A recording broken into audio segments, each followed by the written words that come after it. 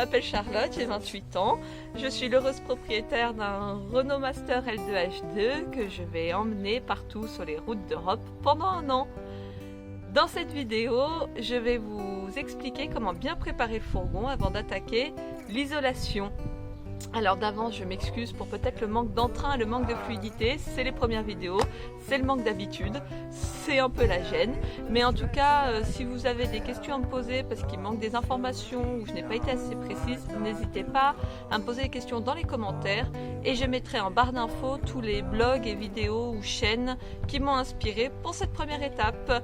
Je vous laisse visionner la vidéo et on se retrouve après. Premier jour des travaux pour l'aménagement du fourgon. Donc on voulait commencer par enlever la tôle qui séparait la partie cabine avec le volant de la partie habitacle qui sera aménagée pour que je puisse avoir une source de lumière parce que je ne veux pas rajouter de fenêtres dans le fourgon. Et je voulais aussi pouvoir passer de la partie habitée au volant sans avoir à sortir du fourgon pour re-rentrer.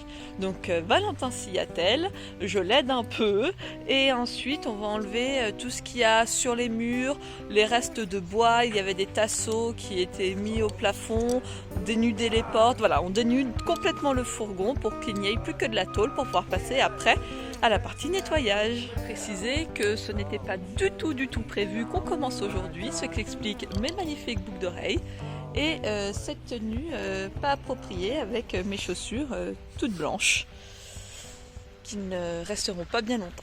Voilà.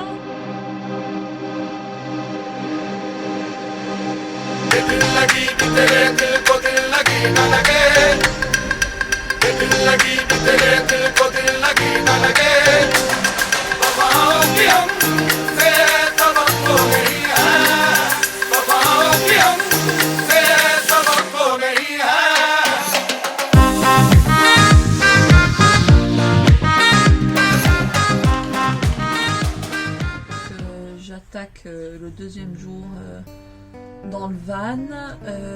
En fait, je me suis dit qu'avant d'enlever le sol là qui est noir, j'allais faire des marquages au sol pour me rendre compte à peu près avec le plan que j'ai fait si ça correspond, tout ça. Alors je sais que sur les murs j'ai pas l'épaisseur de l'isolation. J'ai pas fait encore tout ce qui était hauteur, meuble haut, donc ça c'est pas grave si j'ai pas pris en compte l'isolation du bas et du haut. Mais on va faire grosso modo, hein, voilà.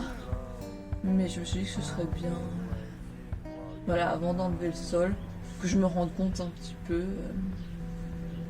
de ce que ça allait donner. Voilà, on se retrouve plus tard.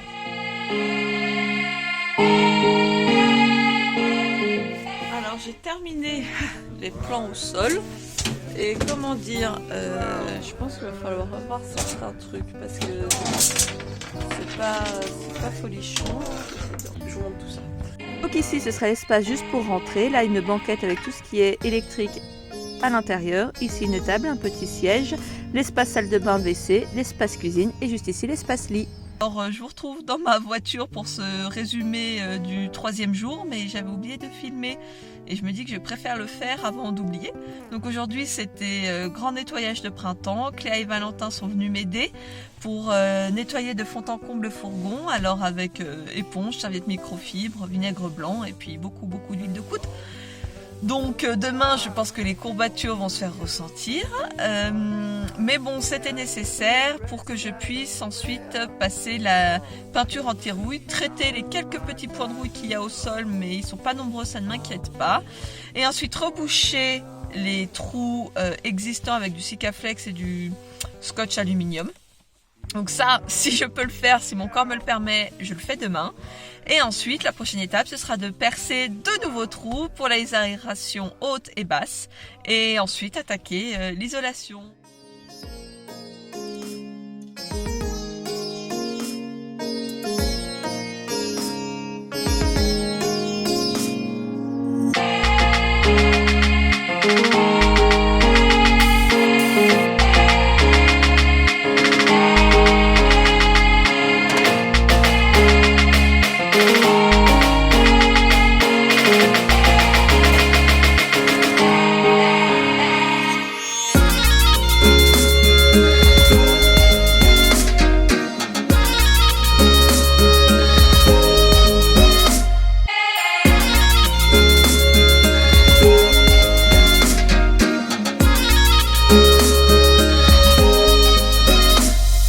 Et enfin le jour 4, je passe de la peinture anti-rouille sur tout le sol pour éviter l'apparition de rouille. Et voilà, la vidéo est terminée, j'espère qu'elle vous a plu et on se retrouve bientôt pour la suite des aventures. Salut!